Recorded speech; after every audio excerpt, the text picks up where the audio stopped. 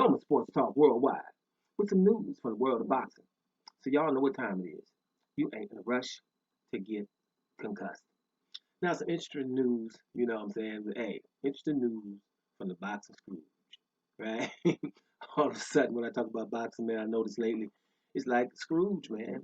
Bah humbug up in here, man, because too much stuff. And I know people that don't, that don't care that there's injustices and kind of like the injustice to keep going on, and they don't want you to, say nothing about it, doing you like that. Well, hey, those people can't stand me. You know what I mean? Because it is what it is, man. I'm talking about it like it is. Well, first of all, I'm gonna mention something because I'm not gonna do an extra video about it. In the heavyweight division, we know that Deontay Wilder and Tyson Fury might not be fighting. Deontay Wilder is waiting for the fight. We've heard, people from not from him, but people in his camp saying he's ready for December. We're hearing Tyson Fury say, hey, the date's been moved back, and it was Deontay Wilder's fault that they moved it back, which it wasn't. But okay, it gives him reason. I want to fight in December, right? Even though Deontay Wilder wants to fight in December, he's moving on. So we're talking about the opponents that Tyson Fury can fight in December. And I've noticed a big omission. Last week, Michael Hunter, the guy who beat Alexander Povetkin and only got a draw, well, he didn't get the opportunity to fight Dillian White and to do to Dillian White, something similar that Povetkin did. I'm not saying Michael Hunter knocks Dillian White out, but I think he outworks Dillian White. And if Dillian White, I even said it in the video, Dillian White might hurt him a time or two, but if Dillian White doesn't get him out of there, he doesn't beat Michael Hunter. Michael Hunter beats everybody. He's pretty damn good heavyweight. And he said he'll fight him for nothing, right? That went ignored. Just like when Louis the Real King Kong Ortiz says he wants to fight somebody, it gets ignored. I mean, remember Mike Tyson was telling, hey, I'm coming back, and everybody was like, hey, you can fight me, you can fight me. And then Louis Ortiz said, you can fight me.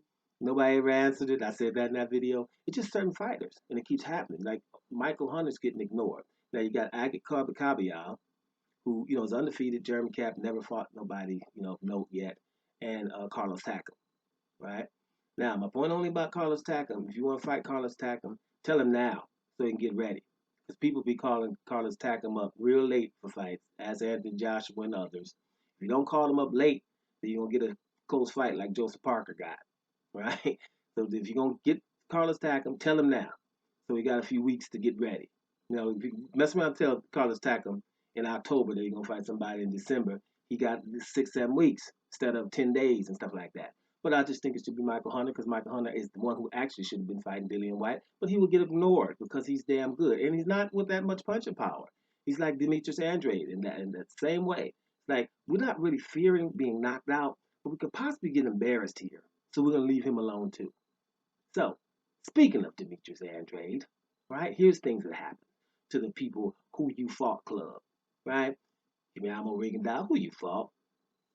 Louis the Real King Kong Ortiz, who you fought, man? Demetrius Andrade, man, who you fought, right? The people who no one fights, and then so we can continue to ask him who he fought. But here's the reason. I'm gonna keep talking about this. Demetrius Andrade's mandatory challenger is Jaime Munguia. He's going to be a very famous Mexican fighter who was the champion, a WBO champion at 154 in the WBO, right? 35-0 with 28 KOs, right? So he's the mandatory for Demetrius Andrade, and he said, I ain't fighting him, even though I'm the mandatory. And I think Demetrius Andrade is the only guy in boxing where he's mandatory does not want to fight him. That's huge. I don't have a problem with the fighters not fighting him. I have a problem with the media for not saying and telling people, this is the guy that nobody will fight. They just get in line with the people that's trying to be ignorant and idiots about it. They get in that line and say, oh, well, who he fought, right? Knowing all of the details. A mandatory that's that dangerous doesn't want to fight him. He's going to fight Toriano Johnson. Now, this mandatory says something went even further, which means he ain't going to fight Demetrius Andrade anytime soon, not even after Toriano Johnson. He says, man, I want to fight your boy, Gennady Golovkin next year, 2021. And you would think he's number one by the WBO, right? He's number two by the WBC, which means he could be talking to Charlo. He ain't doing that either. He's only number 9 at the IBF where Gennady Golovkin is. So let me, as the number 9, talk to Gennady Golovkin. I'd rather fight, basically saying I'd rather fight Gennady Golovkin instead of Charlo, who I'm next in line for. And instead of Demetrius Andrade, who I'm right in line for. I'm supposed to fight him. You got Demetrius Andrade having to look for Leon Williams or somebody else because I won't fight him. But nobody will mention that. You know what I'm saying? That's why I'm going to keep doing that. Now, this is Jaime Munguia. People know that he's good and everything, and he's going to say how great he's going to be. He's hittable, but he's resilient and he's coming forward. He's handling his business and this and that. So he's supposed to be fighting Demetrius Andrade, and he's not going to do it. Let's make sure that's clear. Now, I know we don't like to talk about it, but it is what it is. We have the franchise belt in the industry now, messing up everything. And the franchise belt is just the belt. It's going to be, hey, this belt is for whatever we need it to do. That's what it's going to do. When we made it for Canelo, we just sent Charlo through interim fights, elimination fights, mandatory fights, 2 or 3 fights. And we got to make sure this is clear with Jamal Charlo when we mention him. He was a champion at 154 too. So he's coming up as a unified champion, which he's supposed to get the Alexander Usyk treatment. He almost was. Usyk was undisputed, but damn near the Usyk treatment, right? So that's why. But instead of letting him be the mandatory right away, he had to fight interims, mandatory. So after he did all that, and it's like, damn, we ain't got nothing else to do, then we can't let Canelo fight him. Canelo don't want to fight him. So we make this franchise belt. And then he says, okay, well, y'all can give me the normal belt. Normal belt don't mean much. Franchise belt. Can I fight Canelo for this franchise belt? I don't want whatever belt Canelo got is the one I want to have. Nope, you can't fight for that, right? Then they get Lomachenko and do the same thing. You can have this belt. Devin Haney is the man mandatory, but nope, you cannot fight for that belt. And then Loma fights Teofimo Lopez. Oh, you can. What does that mean? You can, but these two brothers can't. This is how blatant it is. They can't, you can, they can't. Right? Basically, what was telling these dudes. So this is what's going on with franchise as well. So you got the franchise on one side. You got he only has the WBO belt on the other side. So we ain't gonna fight Demetrius Andrade, right? We're gonna send these people around, and we ain't gonna tell nobody that we're sending people away from these guys.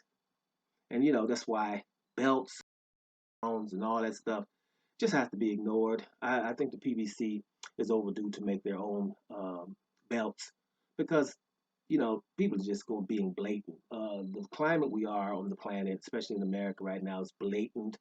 What we're going through, starting from the top up. You're just being blatant. All this hiding how you people feel and hiding these feelings are old school now. People are just being blatant about it. I think boxing is just taking note and just saying we're going to be very blatant, and that's why thumbs down all you want, but it's time to be very blatant then.